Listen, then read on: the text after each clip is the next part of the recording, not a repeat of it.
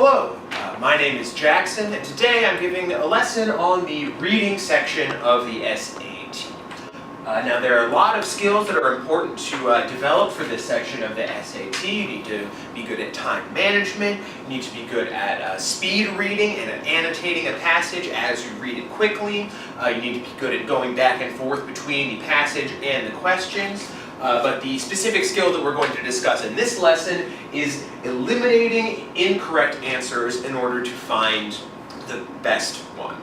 Oftentimes in the SAT reading section, sometimes you'll get lucky and you'll read the question and boom, right away the correct answer will present itself, but oftentimes you'll have to read through each choice and really work through which ones are not correct and then find the best one that remains. To save on time and space, I did not include an entire passage here. I'm going to describe sort of a brief summary of a passage and a question, and then we're going to go through each of these options to figure out how to find the right answer.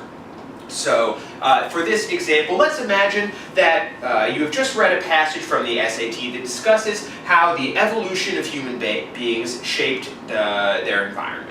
It lists a few examples of this phenomenon, from how the transition from earlier species like Homo habilis to Neanderthals led to more use of tools and fire and other technologies which cause wildfires and therefore shape the environment around them. It then discusses Homo sapiens, which arose 40,000 years ago, and the overhunting of species like woolly mammoths and other ancient creatures like that into extinction. Okay, so that's the general topic we're working with here. So now the question that we're going to discuss is, which of the following best describes the main subject of the passage? Now this is a classic SAT reading section type of question where you just have to take the entire body of information that you've been given and say, how do I sum this up in one sentence? This is something that happens all the time, so it's important to work on developing this skill.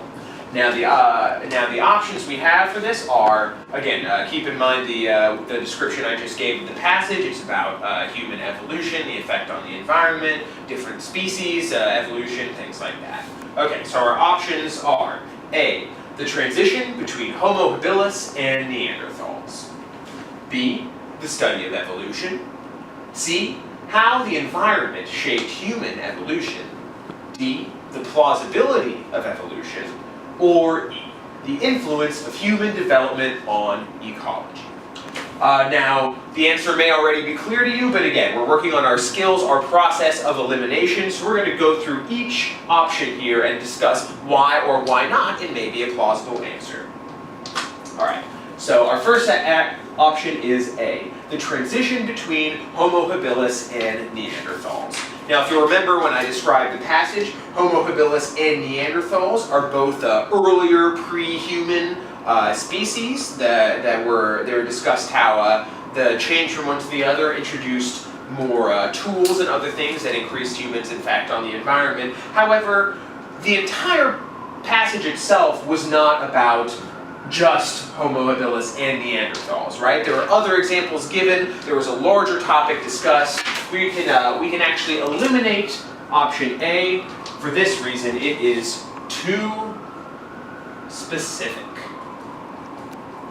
Rather than representing what the entirety of the passage is about, this discusses one specific piece of evidence that was given to back up the overall point of the article, so therefore we can eliminate this. Again, too specific is something that we can say about a lot of options on a lot of SAT questions, so let's keep that in mind whenever we run into this type of question. Think, does this represent the entire article or just one specific part of it? Okay, so we've eliminated choice A, let's move on to choice B. B says, the study of evolution.